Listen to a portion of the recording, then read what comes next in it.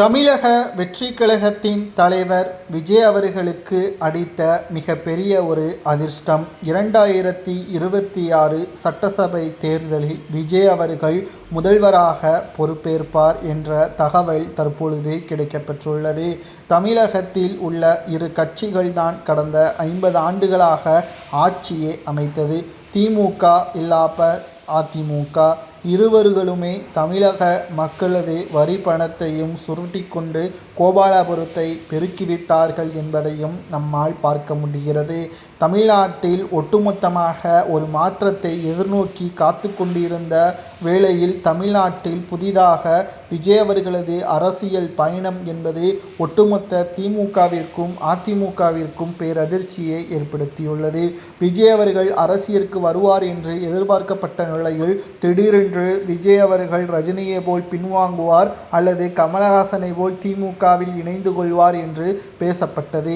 ஆனால் முதல் மாநாட்டில் விஜய் அவர்கள் அழுத்தம் திருத்தமாக கூறிவிட்டார். நான் கிங் மேக்கர் கிடையாது, கிங் என்பதையும் தமிழ்நாட்டில் எனது தலைமையிலான கூட்டணி அமைந்தால் அவர்களுக்கு அங்கீகாரத்தை எங்களது கட்சியின் தலைமை கொடுக்கும், அமைச்சரவையில் இடம் கொடுக்கும் என்பதையும் விஜய் அவர்கள் பேசினார். தொடர்ச்சியாக 2வது மாநாடு, மக்களிடம் பிரச்சாரம் என்று வரிசையாக தொட்டதெல்லாம் பொன்னாகும் என்ற பழமொழிக்கேற்ப செல்லும் இடமெல்லாம் மக்களின் ஆதரவுகளோடு விஜய் அவர்கள் அரசியல் களத்தில் வலம் வந்தார்.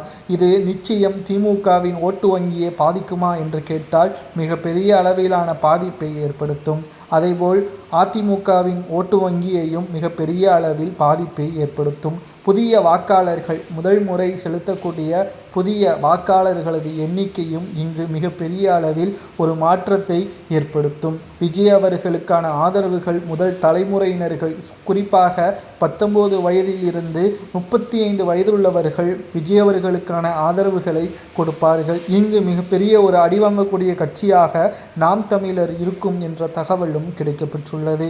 2026 சட்டசபை தேர்தல் அரசியல் களத்தில் மிக முக்கியமான திருப்பு முனையாக பார்க்கப்படும். விஜய் அவர்களுக்கு தேடி வந்த அதிர்ஷ்டமாகவும் 2026 சட்டசபை தேர்தலில் முதல்வராக பொறுப்பேற்கக்கூடிய நிலைமையும் உருவாகும் என்ற தகவலும் தற்பொழுது கிடைக்கப்பெற்றுள்ளது.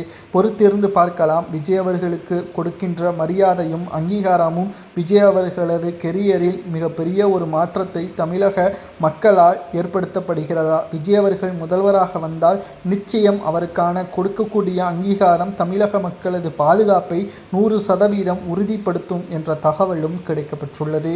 விஜய் அவர்கள் முதல்வர் பதவிக்கு தகுதியானவர் என்பதை கூறுங்கள்.